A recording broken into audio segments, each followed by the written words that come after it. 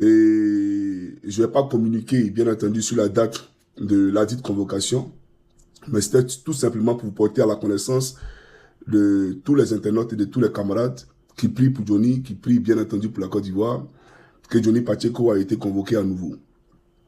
Alors aujourd'hui, je suis ici pour qu'on décrypte ensemble, bien entendu, les différentes sorties, que ce soit du lieutenant Apalo Alexandre Touré, voilà, parce que ce n'est pas un général. Quand on dit général, c'est insulter, bien entendu, tous ceux même qui ont eu, tout au long de leur carrière, apporté ces grades-là. Donc, il n'est pas un général. C'est le sang des Ivoiriens, d'accord? Le sang des élèves gendarmes et la trahison qu'il a eu à orchestrer vis-à-vis de l'État de Côte d'Ivoire pendant la crise de 2010, qui lui a valu ces étoiles que vous voyez là. Donc, ce n'est pas un général, appelez-le lieutenant.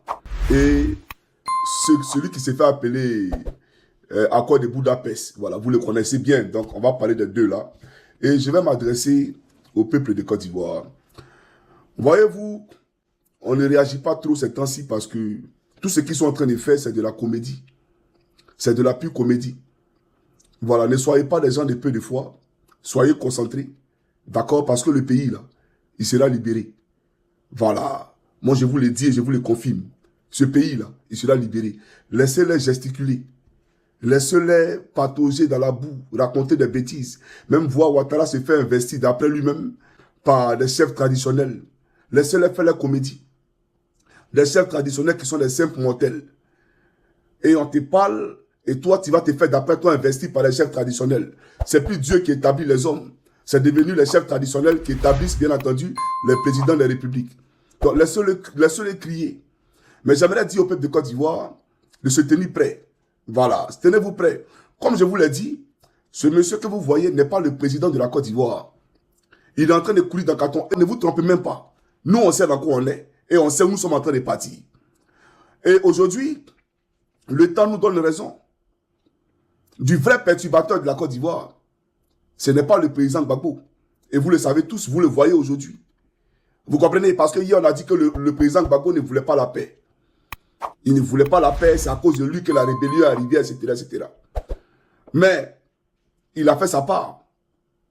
Non seulement, dès sa prise de fonction, il a organisé un forum de réconciliation pour permettre aux Ivoiriens de se parler les uns les autres sans faux fuyant, sans langue de bois.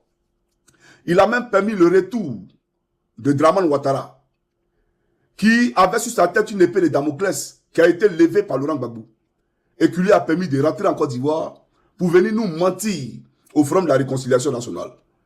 Mais peu importe, le mensonge ou pas, on lui a donné le droit à la parole. Vous comprenez? Ce même Laurent Gbagbo, quand il a été agressé en 2002, il a fait sa part. Il est allé à Accra, à Kléber, ils sont allés à Makoussi, il est allé à Pretoria, à Lomé, etc.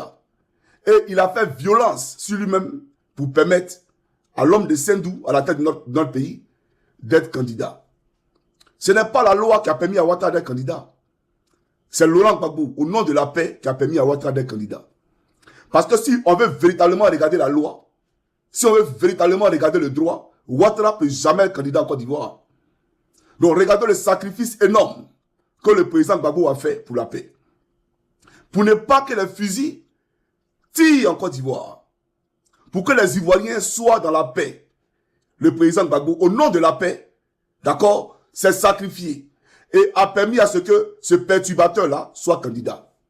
Parce qu'il a compris que c'était le seul gage, la seule porte qui nous restait pour aller à la paix. Et Laurent Gbagbo n'avait pas tort. Parce que vous avez vu que dès la prise de fonction de Ouattara, la Côte d'Ivoire qui était divisée en deux n'est plus divisée. Les rebelles qui revendiquaient un certain nombre de droits d'après eux se sont volatilisés. Et aujourd'hui, force est de constater qu'ils sont promus à des postes de haute responsabilité dans notre pays, la Côte d'Ivoire. Donc, qui était véritablement les parrains? Qui était alors leur mandat? Ça veut dire que Laurent Gbagbo n'avait pas tort. Parce qu'il a vu la main qui était derrière.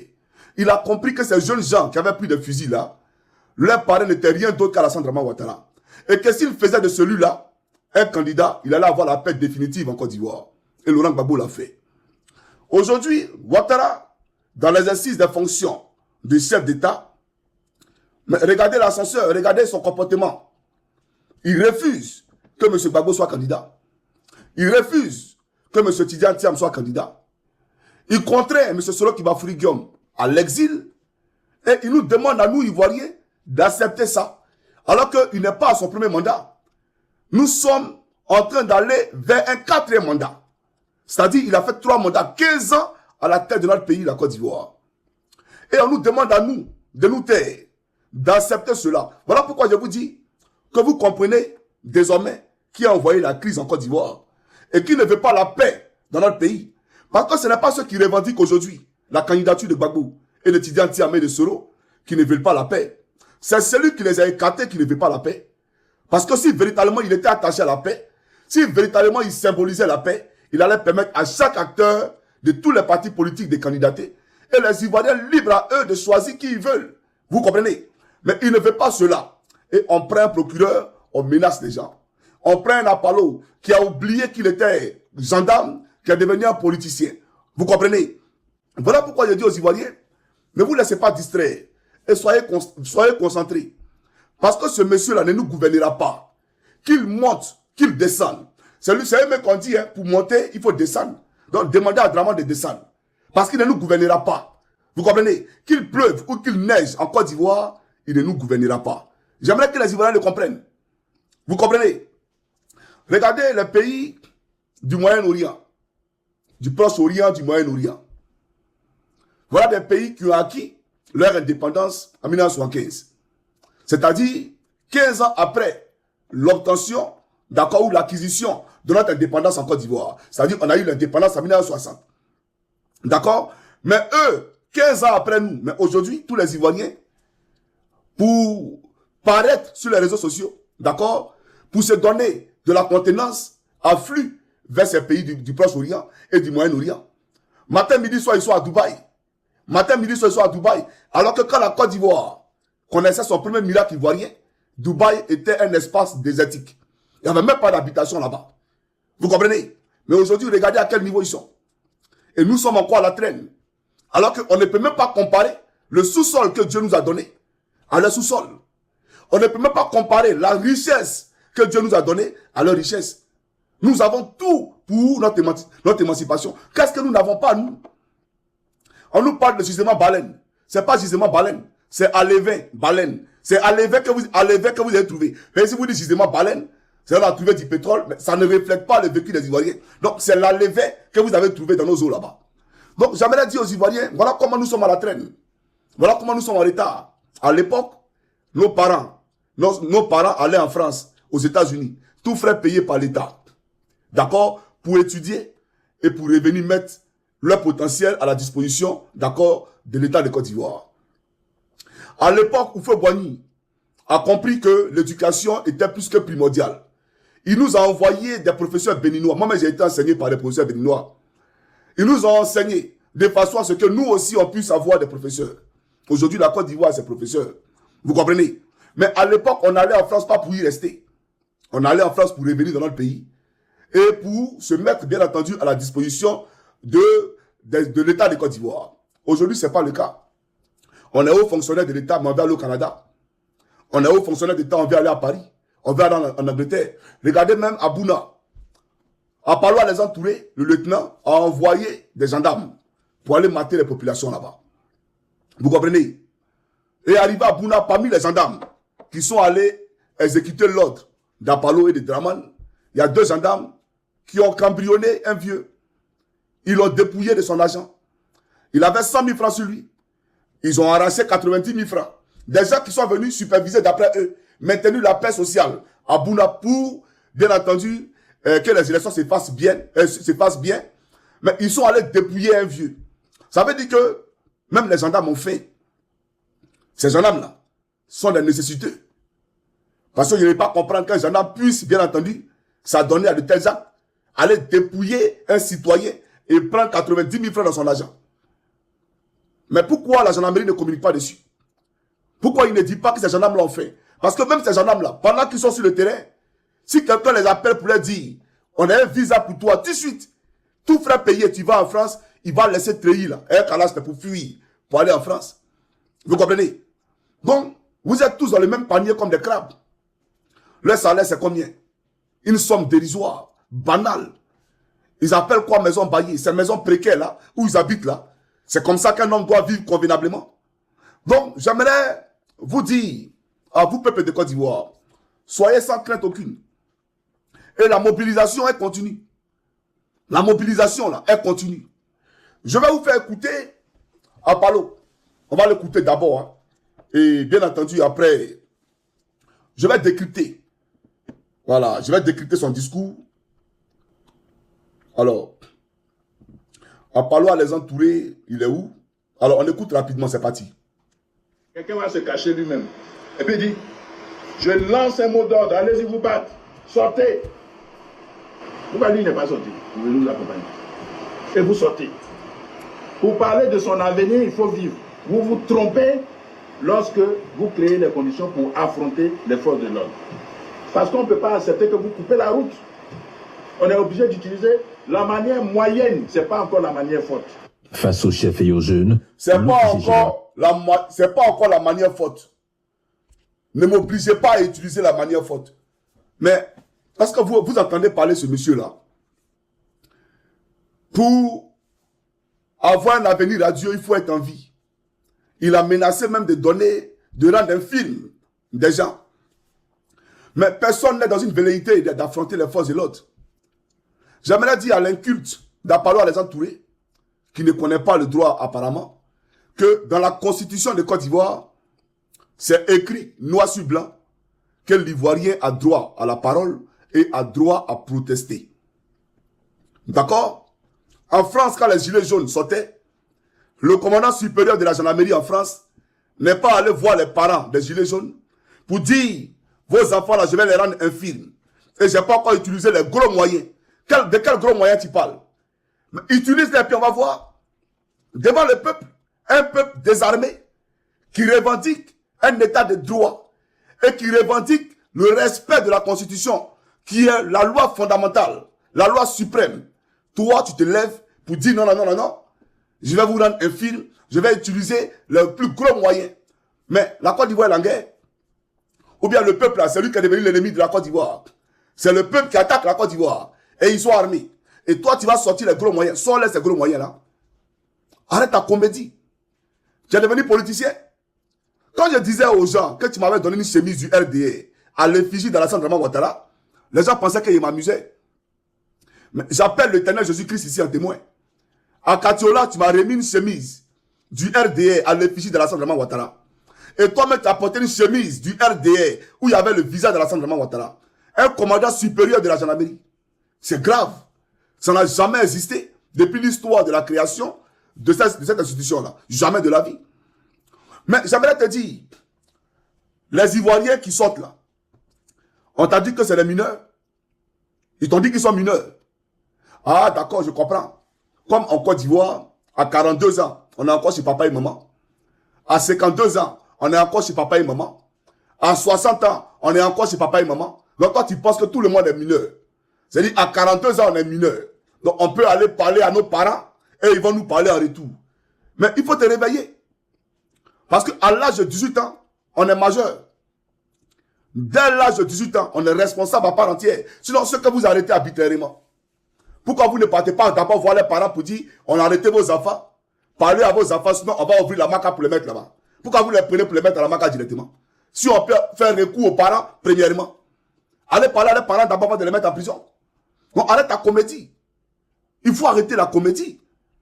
Tu vas parler à nos parents et ils vont faire quoi? C'est eux qui nous envoient dans la rue. Ou bien nous, on n'est pas là à l'école. On ne sait pas ce qui est conscient pour nous. On ne sait pas ce qui est bon pour nous. Nous, on est un culte, on est illettrés. On ne connaît pas la loi. On ne connaît pas la constitution de notre pays. On ne sait pas pourquoi on proteste. Nous, à 42 ans, on vit chez papa et maman là. Nous, on ne sait pas pourquoi on est chez papa et maman. Mais c'est parce que le système va mal qu'on est chez papa et maman à 42 ans. Donc, on est conscient de cela. Et c'est parce que, justement, on veut sortir de quoi? De la tutelle, d'accord, de papa et maman à cet âge-là. Voilà pourquoi on sort. On sort parce qu'on est malade. Papa qui est à la retraite est obligé d'aller s'endetter pour pouvoir nous soigner. Voilà pourquoi on sort. On sort parce qu'il n'y a plus d'espoir pour nous. D'accord? Tout a été caporalisé. Le système nous a oubliés. On est captif du système. Voilà pourquoi on sort. Et tu vas parler à nos parents. Qu'est-ce que nos parents vont changer? Ils vont nous parler de quoi? On n'a plus que 18 ans. On a 18 ans révolus. Donc arrête ta comédie là. Arrête d'aller m'aider papa les gens. Tu vas t'asseoir devant parents des gens, tu racontes quoi? Tu l'as fait en 2020. En 2020, tu as fait le même scénario. Tu es passé à Daoukro. Tu es allé à Yamsokro. Tu es allé à Dabou.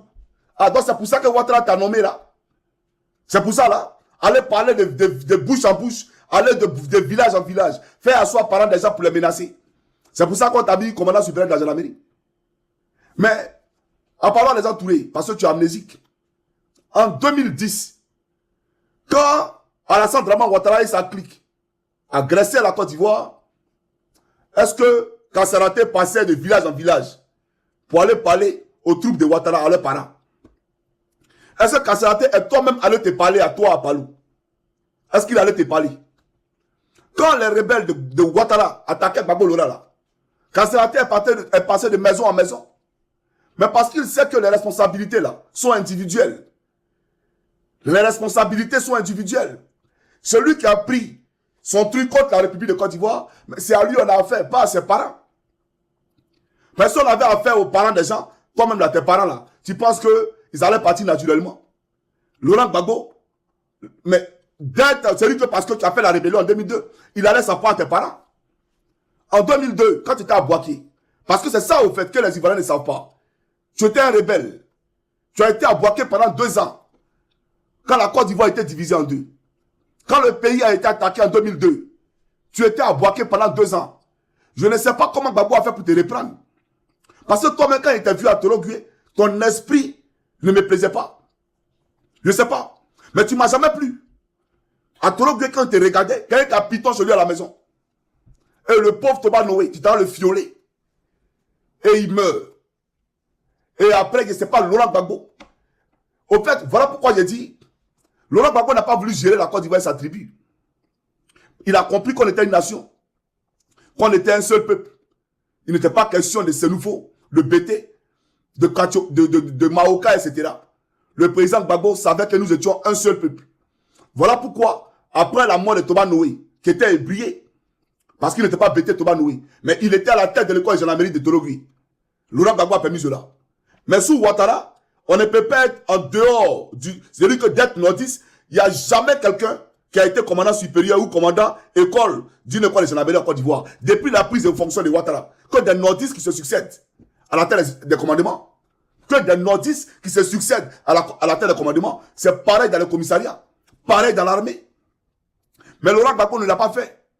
Laurent Gbagbo a permis à tous les fils de Côte d'Ivoire d'avoir les chances. A permis à des ébriers, à des atiers, si vous voulez, des djoulas. Mais c'est pas une ethnie, mais on va vous appeler comme ça. Il a permis à tous ceux-là d'avoir des commandements. La preuve, après la mort de Toba Noé, toi à Palo, tu as été promu à la tête de l'école de gendarmerie de Torogué. Et pourtant, tu ne venais pas de Gagnois. Et pourtant, tu ne venais pas de Ouragayo. Et pourtant, tu ne venais pas de Guibérois, ou de Saïwa, ou d'Issia, ou de Soubré, ou de Dalois. Mais Laurent Gbagbo a permis à ce que tu sois commandant supérieur de la gendarmerie. Mais dis-nous, depuis que Ouattara est au pouvoir, donnez-nous la liste de tous les commandants supérieurs, que des nordistes. Que des nordistes. Donc l'exclusion, là, c'est vous qui la pratiquez. D'accord? Celui qui a pensé à la Côte d'Ivoire cosmopolite, la Côte d'Ivoire plurielle, la Côte d'Ivoire unie, là, s'appelle Laurent Gbagbo. Et ça, tu peux le lui concéder. Mais malgré que Laurent Gbagbo a eu confiance en toi, qui t'a donné ta chance et ta place, tu as fait quoi? Tu l'as poignardé dans le dos en livrant le corps des gendarmeries à la rébellion. Tu comprends ou pas? Mais nos parents à qui tu parles dans les villages là, regarde même où nos parents habitent, regarde les maisons. Tu n'as pas honte? Toi, tu peux dormir dans la maison comme ça là. Il fait chaud, tout est vétuste. Nos parents vivent dans des conditions précaires. Et tu n'as pas honte de venir aligner ta cortège de 100 millions de francs, c'est pas une seule voiture. Et toi seul, toi, tu es commandant supérieur, tu as cortège. Et tu vas insulter la misère, la pauvreté de nos parents. C'est tout ça normal? Si vraiment tu avais un cœur, tu aurais pensé premièrement à leurs conditions de vie, avant de parler de leurs enfants. Tu aurais te demandé pourquoi ils vivent comme ça. Voilà un homme normal. Un homme qui a un cœur. Voilà sur quoi tu devais réfléchir d'abord. Mais tu viens, tu les menaces. 15 ans après avoir pris le pouvoir. Regarde les conditions de vie. Regarde ces jeunes gens, des jeunes gens qui sont là à errer dans la rue comme des chiens. On dirait qu'ils n'ont pas de lendemain, qu'ils n'ont pas de parents. Tu trouves ça normal?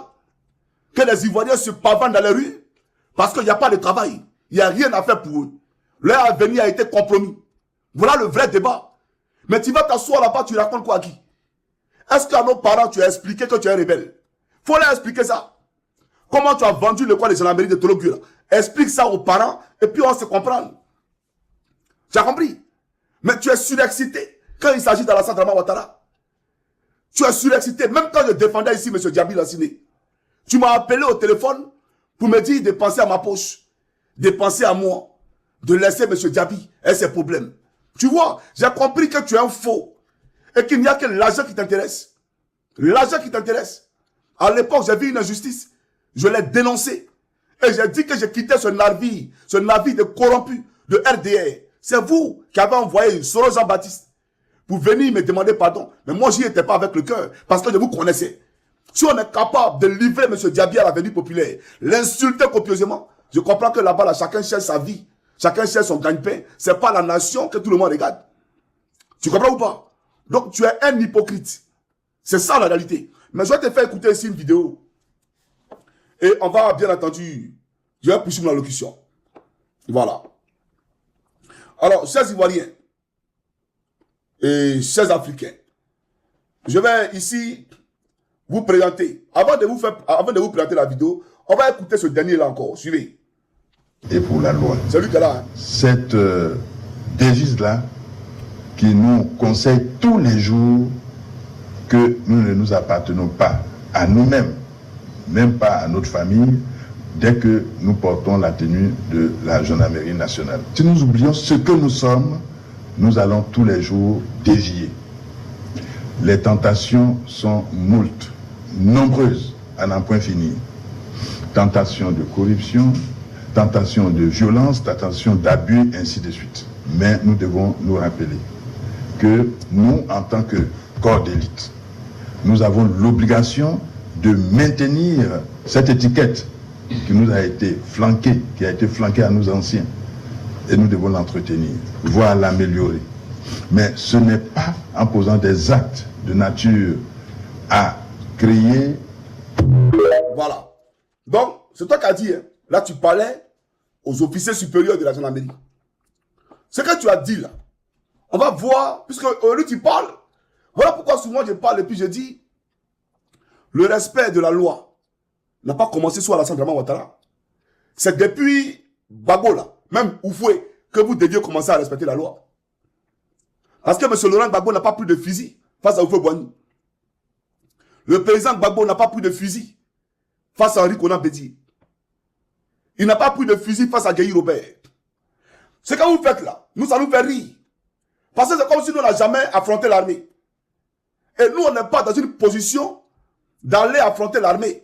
Nous, on demande à ce que le droit soit respecté.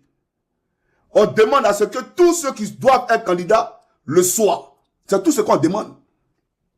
Ne nous parlez pas de justice. Parce qu'il n'y a pas de justice en Côte d'Ivoire. Ne nous parlez pas de suivre, d'accord, les institutions judiciaires. Parce qu'il n'y a pas de pouvoir séparé en Côte d'Ivoire. Le pouvoir exécutif décide de tout ce qui se passe dans le pays. Il n'y a même pas de parlement. Tout ce qui est pris en Côte d'Ivoire comme loi, c'est pris par ordonnance. Vous comprenez? Quelqu'un qui nomme des sénateurs, là où d'autres sont votés. Il n'y a pas de loi, c'est un désordre. C'est un désordre. La Côte d'Ivoire a été calquée et taillée sur mesure, dramanienne. Et ça, on est conscient de cela. Non, ne nous parlez pas de justice. Parce que tout à l'heure, je parlerai de justice. Et j'aimerais dire par ricochet que j'ai un message de la part de l'Éternel via le prophète Elipada à Simon Lévi Gbagbo. Donc, je ferai une vidéo spéciale aujourd'hui même pour lui porter son message. Mais, chers amis, on va écouter ici, d'accord, quelqu'un. Voilà. Et on va faire une lecture comparative entre ce qu'il dit et ce qu'Apollo Alexandre Touré, le lieutenant, a dit. Voilà. Alors, je vais chercher la vidéo très rapidement. Et après, je poursuivrai, bien entendu, mon allocution. Alors, un instant, s'il vous plaît. Suivez, c'est parti. Donc, après prendre les missions qu'on va faire, vous n'avez pas. Voilà, il y a le colonel aussi, qui a parlé, un gendarme. Commandant l'école de sécurité, il nous a vraiment été d'un grand support. Il nous a arrangé et nous a donné du matériel là-bas pour combattre. Donc, vous voyez que tous les gens ne sont pas nos ennemis. Il y a le commandant Tissé Mamadou. Allez, voilà. Alors, il y a le capitaine Gouman. Foguetan. Voilà. On attend à Tegela. Il y a le lieutenant Tema. Voilà. Voilà. Donc ici, Ouattao parlait de toi. Et tout le monde connaît Ouattao. C'était un chef de guerre qui a fait la rébellion et qui avait son QG à Bouaké. Et pendant la crise post-électorale, il est descendu avec les rebelles pour attaquer la Côte d'Ivoire. Ouattao nous dit que tu as livré le corps de gendarmerie à la rébellion et tu leur as donné de l'armement pour pouvoir combattre la République. Toi, tout à l'heure, tu parlais des gendarmes, non? On est pour la patrie, il ne faut pas faillir à la mission de la gendarmerie, etc., etc. Toi, tu as fait quoi? Toi, tu as fait quoi? Et quand tu as fait ça, là, quand c'est la terre allé parler à ta maman, quand c'est la terre allé parler à ton papa, il allait voir tes grands-papas dans leur village là-bas pour leur parler. Et c'est toi, matin, midi, soir, tu emmerdes les gens. Tu viens, d'accord, empiéter sur la quiétude des gens. Pour raconter quoi? On te parle de notre élection, toi, tu viens nous parler de quoi?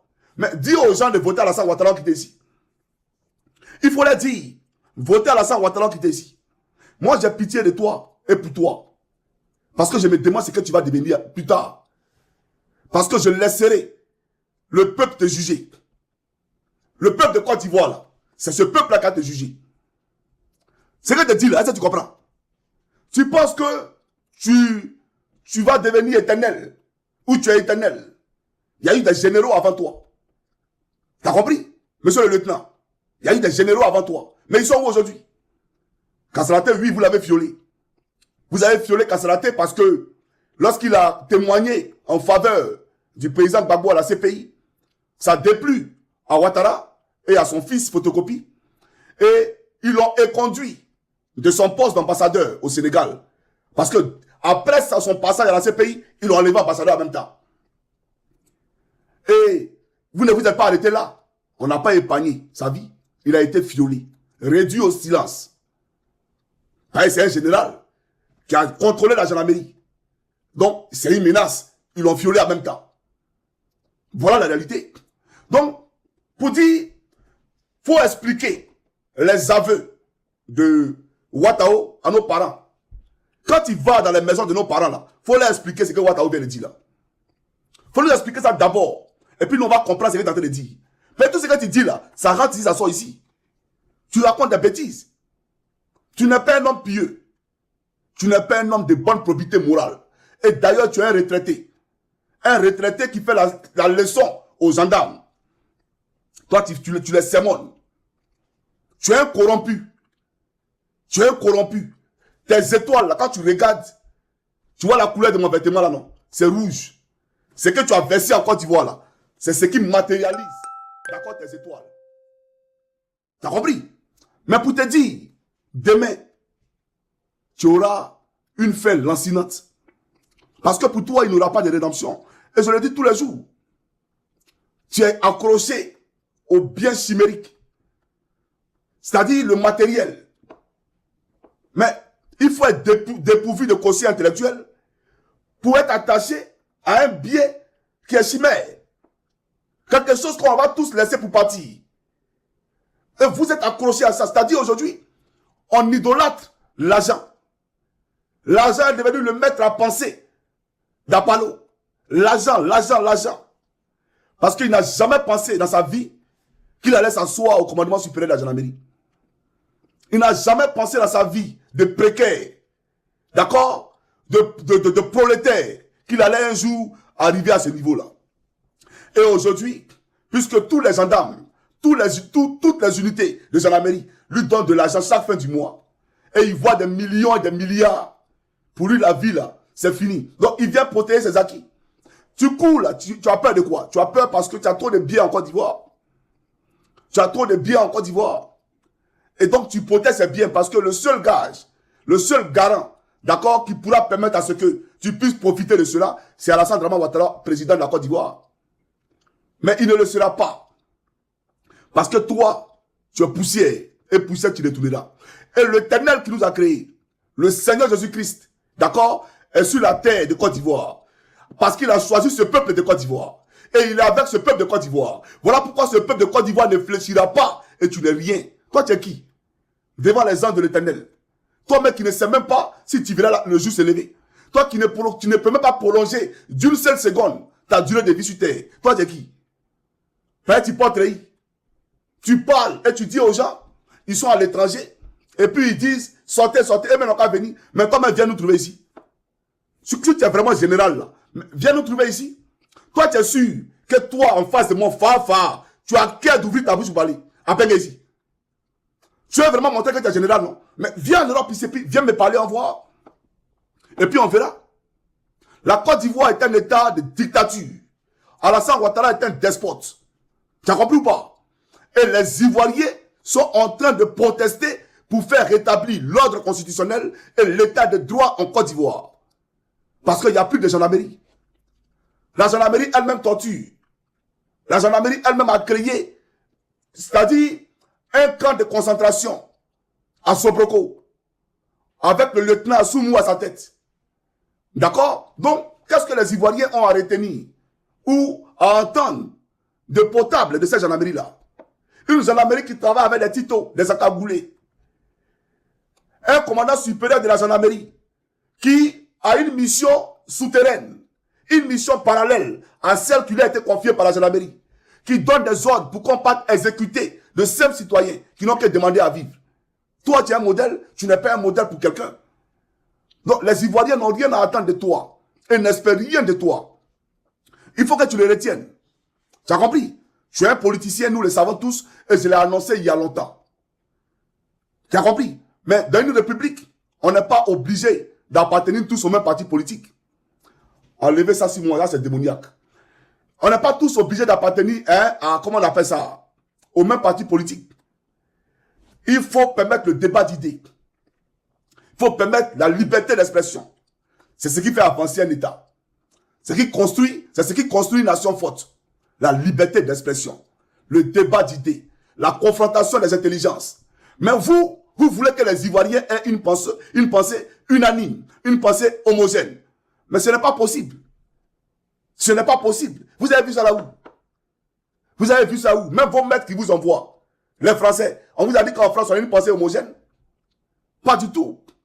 Quelqu'un qui a fait 15 ans au pouvoir, qui veut continuer encore en excluant des candidats, et toi, par l'autre, tu as venu dire, acceptez ça, c'est normal. Si toi, Ouattara te donne à manger là, il ne donne pas à manger à toute la Côte d'Ivoire.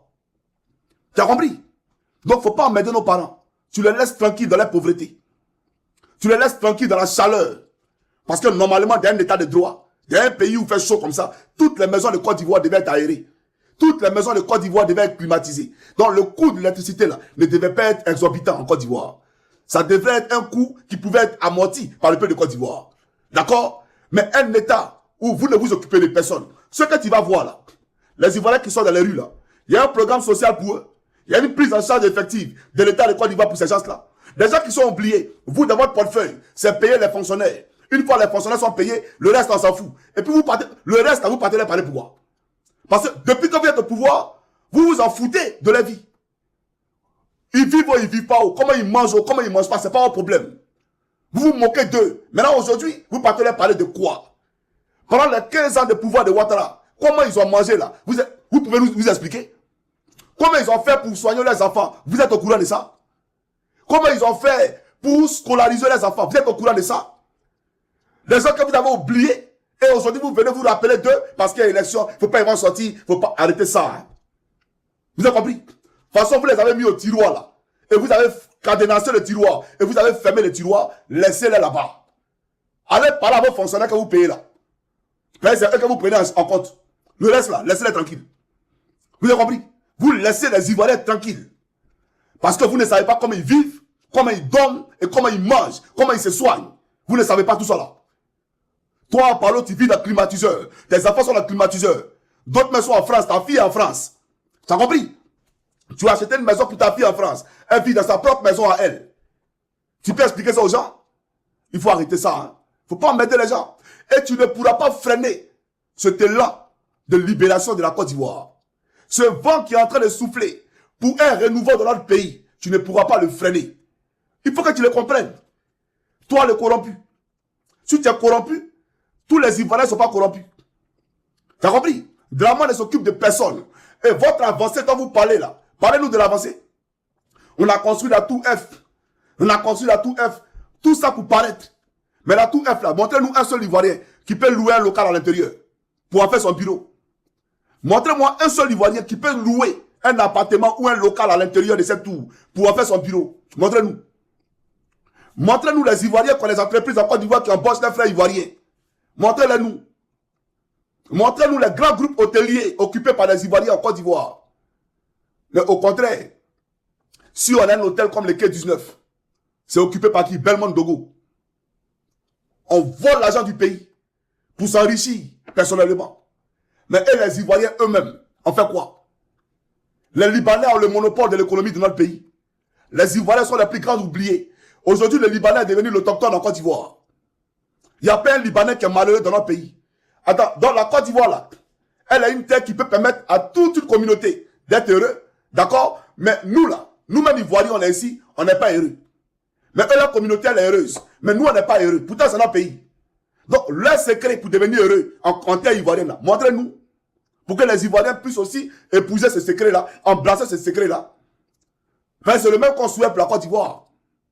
Donc, ne vous moquez pas des gens, ne vous foutez pas des gens. On met un goudron ici, on fait ici. Et on voit un Ouattara, il s'en va à chose à Daloa. J'ai fait autoroute, Yamoussoukro Daloa.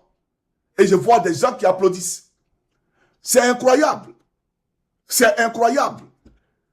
Mais, Alassane Dramane Ouattara, franchement, je pense qu'il n'était pas chauffeur de taxi en Manhattan. Il était un SDF à Manhattan. Parce qu'en réalité, c'est quoi la route? Vous savez ce qu'on appelle la route? Mais avant de parler de l'autoroute Yamoussoukro et Daloa, parle-nous du pont à péage que tu as mis là-bas. Là. Le pont à péage que tu as mis là-bas, là, dans la pauvreté des gens, la misère des gens. Parce que les transporteurs, là, quand ils prennent nos parents de Daloa jusqu'à Abidjan, le coût du transport devient cher. Pourquoi? Parce qu'ils doivent payer des péages. Tes nombreux péages là, qui payent, c'est les pauvres Ivoiriens. Pourtant, ils sont laissés pour compte, ils sont oubliés. Aucune prise en charge sociale vis-à-vis d'eux dans ta politique. Personne n'est payé en Côte d'Ivoire, en dehors de tes fonctionnaires. Mais eux encore, dans la misère de vie là, c'est eux qui doivent payer les péages de tous les transporteurs. Parce qu'ils n'ont pas d'autre choix que d'aller visiter les parents. Ils n'ont pas d'autre choix que de voyager. Le péage que tu as mis à Boisflé là, entre Boisflé et Daloa, on peut en parler, Dramane? Viens qu'on en parle. Autoroute c'est quoi? Autoroute c'est quoi? À cause d'autoroute. Et je vois des gens. Donc toi tu penses que la Côte d'Ivoire doit t'arroder autour de toi. C'est toi qui dois te lever le matin, je mets autoroute ici. Il doit te lever ici et mettre ici. Mais non, ce n'est pas de ton ressort. Ce n'est pas de ton ressort. Tu comprends? C'est comme si toi aujourd'hui tu dois décider de la vie ou de la mort de quelqu'un dans le pays. Si toi tu es content que les gens ont la route. Si tu n'es pas content, ils n'ont pas de route. Toi tu te crois où? Tu vis à quelle époque? Sur quelle planète? Tu vis sur quelle planète? Respectez l'intelligence des gens. Hein. J'aimerais vous le dire. Et par rapport à ce chapitre-là, j'aimerais dire à Patrick Kachi que je te répondrai. Parce qu'il a vu ta vidéo. Je vais répondre à cette vidéo-là. Parce que voilà des gens qui disent qu'ils ont fait Harvard et qui ont une mentalité préhistorique. Une mentalité archaïque. Même les premiers hommes ne réfléchissaient pas comme vous. Les premiers hommes qui ne sont pas allés à l'école là, et ils ne réfléchissaient pas comme vous. Ils réfléchissaient mieux que vous. Parce que eux à l'époque, ils n'avaient pas de gratte-ciel. Ils n'avaient rien. Mais malgré cela, ils arrivaient à se défendre. D'accord? Des animaux sauvages. Ils arrivaient à se défendre de la neige, de la pluie, etc. Vous comprenez? C'est parce que dans les crânes, là, c'était rempli. Mais vous, aujourd'hui, qui avez fait école, on dirait même que la Côte d'Ivoire est dirigée par les analphabètes.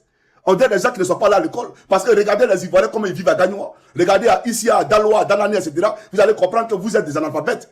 Parce qu'on ne peut pas être lettré. On ne peut pas avoir été à l'école et puis contraindre les Ivoiriens à vivre dans de telles situations, dans de telles difficultés. Vous comprenez? Donc arrêtez de soutenir notre intelligence. J'aimerais vous le dire. Alors, j'ai dit que j'allais m'adresser à deux personnes. À Palo et son Brahima là. D'abord, je vais voir, je suis à combien de minutes? 45 minutes. sur la première vidéo, 45 minutes. Bon, d'accord. Je vais m'adresser ici à Brahma. Brahma, bon, il a fait ta vidéo spécialement à côté. Sur ce, public, chers camarades, d'accord, je vous dis à tout à l'heure. Je vais m'échanger rapidement. Question pour vous de dissocier les deux vidéos. Et j'aimerais ici dire à un compte Johnny Pacheco officiel. Il faut arrêter ça. J'aime pas ça du tout. Il y a un compte YouTube là qui s'est fait appeler Johnny Pacheco officiel. C'est pas moi ça. Pourquoi vous êtes obligé de vous faire passer pour moi? Pourquoi? Moi, je ne comprends pas. Là où je suis là, je ne dis pas, je n'ai pas donné à quelqu'un, d'accord, de restriction ou d'avertissement pour dire, faut pas utiliser mes vidéos. Je m'en fous. Ça contribue à l'avancement du combat. Que les gens utilisent mes vidéos, c'est pas un problème. Mais c'est faire passer pour moi, là, je ne suis pas d'accord. Voilà, ça ne me plaît pas. Ton nom, là, il faut changer ça. C'est pas mon ça. Voilà, pas te faire passer pour moi. Sinon, je demanderai à tous ceux qui me soutiennent d'aller te boycotter, d'accord? C'est bon. Mais il faut enlever ce nom-là. J'ai montré ici ce compte dont je parle et après, je poursuivrai mon allocution. Alors, c'est ce compte-là. Où Johnny Pacheco ici, là, que vous voyez ici, là. Avec le drapeau orange, blanc, vert, là. Ce compte-là, il n'est pas de moi. Je vois que tu as téléchargé toutes mes anciennes vidéos, que tu les publies là-bas. Il n'y a pas de problème. Mais le nom, là, il faut changer ça. Mais c'est pas moi. Voilà, j'aimerais préciser ça. Que Dieu vous bénisse. Je vais m'adresser tout à l'heure à Brahma ou bien, c'est pas quoi là. Je vais m'adresser à lui. Donc, Apollo, en conclusion, mon mot de fait est concernant. La Côte d'Ivoire n'a rien à faire. D'accord? La Côte d'Ivoire a mieux à faire que de recevoir des conseils d'un désœuvré. D'accord? Un homme qui est foncièrement souillé. C'est ce que tu dis là, tu comprends? Voilà. Un homme qui a pour maître maman. Non. Nous sommes les fils de lumière. À Tologué, tu as versé nos parents, là, leurs enfants. Tu as versé les sangs. Sur la clôture de Tologué, beaucoup ont été frappés par une infirmité. Ceux qui ont réussi à s'échapper sont infirmes aujourd'hui. Ceux qui ont réussi, d'accord, qui n'ont pas réussi, sont aujourd'hui à 6 pieds sous terre. Tu comprends ce que je te dis? C'est ton œuvre. Toi et Konesuna. Konesuna, c'est toi-même qui l'a entraîné dedans parce que c'est un monsieur pour qui il y a profondément de respect. Konesuna. J'ai profondément de respect pour lui. C'est un instructeur hors pair qui nous a appris des valeurs. C'est un vrai militaire. Mais tu l'as souillé. Parce que Konesuna en 2002, là, il a fait reculer les rebelles. À Bandoukou. Konesuna. C'est quand il s'est collé à Apollo, d'accord, sous le commandement d'Apollo, que les rebelles sont rentrés à Tologué. Donc j'ai profondément de respect pour Konesuna. Que tu as souillé. Tu comprends ou pas? Toi, tu n'es pas un gendarme. Et tu n'as jamais été un gendarme. Tu as compris? J'espère que le président Gbagbo Laurent, du plus profond de ses entrailles, trouvera une force pour te pardonner. Mais elle te dit une chose. Il y a l'Éternel qui t'attend là-haut. Ah oui. Ton cortège là. J'espère que tu iras avec ce cortège là-haut. Pour te présenter à notre Créateur. Mais notre pays sera libéré. Et tu ne pourras rien changer. Ton arsenal dont tu parles. La manière forte que tu veux déployer là. On attend ça à Palou. Tu vas déployer la manière forte. Ce cas de figure là, on l'a déjà vu. On l'a vu sous Guéhi. On l'a vu à Madagascar. On l'a vu au Népal. Au fait, le peuple de Côte d'Ivoire, c'est un peuple que Ouattara a endormi pendant 15 ans. Vous voyez pourquoi? Certains pensent que la révolution est en train de traîner. Vous savez pourquoi? Je vais vous expliquer. Les gens ont créé des véhicules d'intoxication, des véhicules pour endormir le peuple. Et ces différents véhicules-là sont l'AFTV, NCI, et j'en passe. Là-bas, on a fait la promotion du n'importe quoi. La promotion des bêtises. Vous le savez très bien. Il se passe quoi? Mon compte TikTok. Bon, bref. On a fait la promotion des bêtises. Là-bas. Pendant des années et des années. Pendant 15 ans. Alors que, rappelez-vous bien, les Ivoiriens étaient un peuple très mobilisé au temps des Gbagbo. Un peuple qui était aguerri. Un peuple qui était tout le temps dans les rues. Au premier coup de sifflet, tout le monde était dans les rues. quand Blé Goudé avait encore toutes ses facultés en place, d'accord, ce peuple-là le suivait sans raison gardée. Parce qu'on avait en nous la fibre patriotique, d'accord, qui scintillait. Mais depuis Ouattara est venu là, regardez vous-même. Ce vaillant peuple-là, qui a fait reculer l'armée française, aujourd'hui, c'est les bad buzz. Ils ont créé les influenceurs, les influenceuses. On fait la promotion de tout ce qui est inutile en Côte d'Ivoire. Voir les différents canaux qu'eux-mêmes ils ont créés. Il faut prier, peuple de Côte d'Ivoire. Priez pour être désenvoûté. Priez l'Éternel. Et soyez toujours mobilisés. Tout ce que vous êtes en train de voir, où on permet à une partie de la population de manifester, parce qu'ils sont pro-Ouattara, et l'autre, on envoie l'armée pour aller les mater, parce qu'eux, ils sont de l'opposition. Voilà la réalité en Côte d'Ivoire. Donc, ce qu'on devait faire, c'était d'inscrire dans la Constitution, chers Ivoiriens, tous les Ivoiriens n'ont pas droit à protester, sauf le RDR. Voilà ce qu'on devait écrire dans la Constitution. Tous les Ivoiriens n'ont pas droit à protester, sauf le RDR. La liberté d'expression n'est pas garantie en Côte d'Ivoire, sauf aux militants du RDR. C'est eux qui doivent parler. Là, on est d'accord. Donc, il faut réécrire cette constitution-là. Sinon, si c'est la constitution que nous on voit actuellement là, elle est violée par le RDR. Donc, les gens eux-mêmes qui violent la loi, c'est eux qui veulent nous faire la loi, c'est eux qui veulent nous faire la morale. Non, je suis désolé, je refuse cela. Donc, Apollo, il faut arrêter ça. On s'en fout de ça là. Ce que tu racontes, c'est des bêtises. Et je salue la clairvoyance du peuple qui a barré ton cortège. Fallait déployer les grands moyens. Quand ton cortège a été bloqué là, fallait déployer les grands moyens pour aller voir. Pour te dire que 2020 n'est pas 2025 et ça ne passera pas. À l'époque, le président Gbagbo n'était pas sur le terrain. Aujourd'hui, il est là. C'est Bédié, vous avez eu. Mais vous avez eu Bédié. Bédié là, il a des multitudes d'enfants. Bédié a fait des enfants que nous sommes. Il y a beaucoup de bédiéistes en Côte d'Ivoire. Il faut écrire ça pour garder à Palou. Que Dieu bénisse la Côte d'Ivoire.